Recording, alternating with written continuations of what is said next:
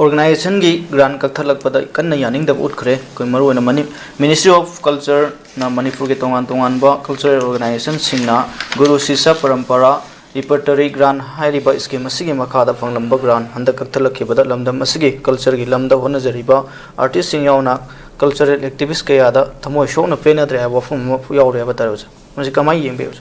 Manipur people grant sing say koina 100% grant 90 to stay and see me am pi ko aru even sum grant me am say koina deposit me am tarak ko due me am tarak po machine maram war kan kal por mu su yani kali even ngarang new secretary ki video ma viral oi bani ngarang WhatsApp group me am da ko ma kaino har kan dai koi ta singna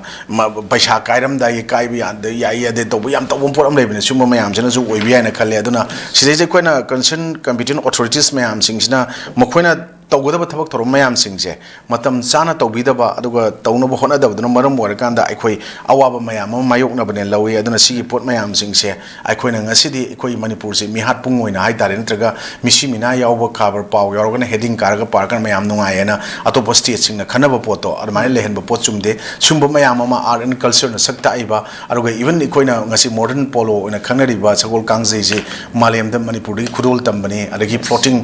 koina island je koi only koi kaibulam jaw national park orisini sangai leri siroi leri tongana maleng jaga da phangdaba mayam ma sumba mayam ma leiba pot mayam jingching ba chumi even yango ngasi koi koi da bidang asa yoki paw da ngasi paper ri yaw bun da horen de yaw na rani tasena kam dom jisigi ka som kolen ps ki hongphai da ngarang mi pungni palom taba da de mioi mari ka tna halam me kai bagi paw ujik lei basina hayeng de dum tasengna haraga di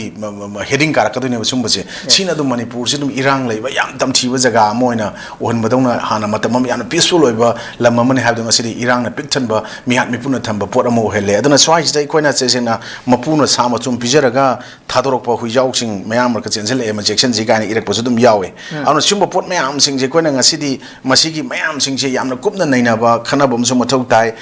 ada issue kharana maitai bu punsin ba aduga manipur apurba gi issue dana naga haibagi pot wafam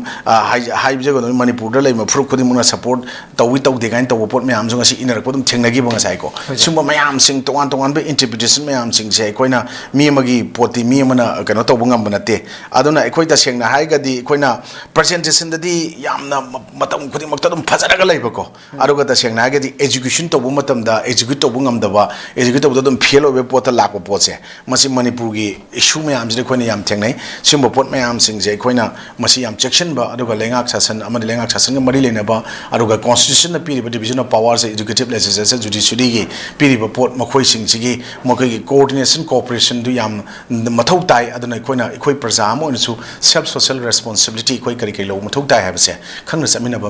yam dakha tai sumai tam saki